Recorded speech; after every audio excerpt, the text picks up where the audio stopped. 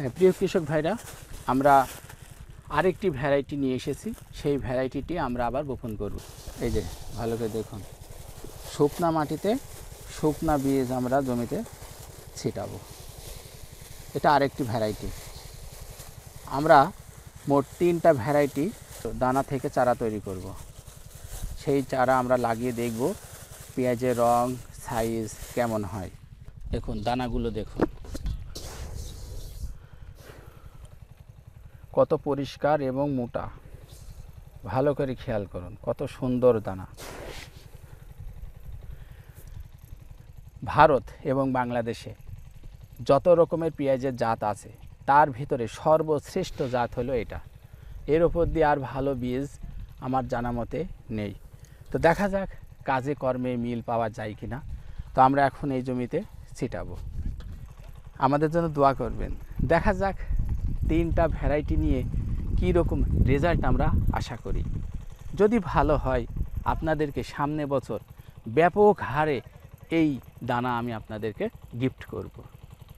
সেই পর্যন্ত আপনারা আমাদের সাথেই থাকবেন।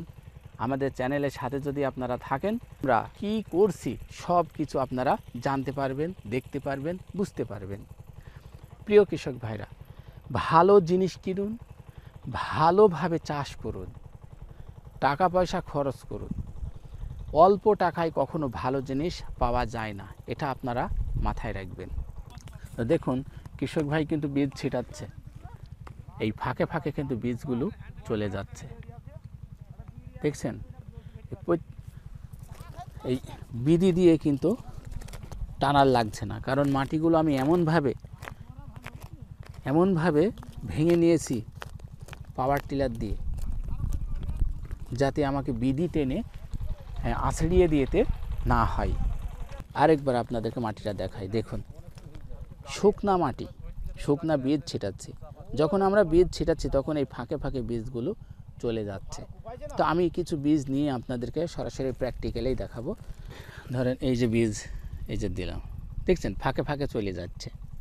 এই যে ফাঁকে ফাঁকে চলে যাচ্ছে, তার মানে যতটুকু পরিমাণ যাওয়ার দরকার ততটুকু সে যাবে। তারপরে সমানই আছে, সেচ ঢালাও সেচ দিয়ে দিলে আর কোনো সমস্যা হবে না। আস্তে আস্তে ভিজতে থাকবে, মাটিগুলো সমান হয়ে যাবে। আসুন একটু কাছে থেকে দেখাই, আসুন দেখুন। এই যে এখানে আমি বীজ ছিটাইছি, কিন্তু এগুলো সব বীজ আছে, একটা বীজও ভেসে নেই। বীজ সব কাদার ভিতরে চলে গিয়েছে, যা যাবার সব চলে গিয়েছে। এই অবস্থার পর 7 থেকে 8 দিন পর কি রেজাল্ট আসে আমি আপনাদেরকে দেখাবো। কি করতে হবে, কি কীটনাশক, কি ছত্রাকনাশক, কি আগাছানাশক স্প্রে করতে হবে, ধাপে ধাপে সব কিছু আমি আপনাদেরকে দেখাবো। আপনারা আমাদের জন্য দোয়া করবেন। ভালো থাকবেন, সুন্দর থাকবেন। আল্লাহ হাফেজ।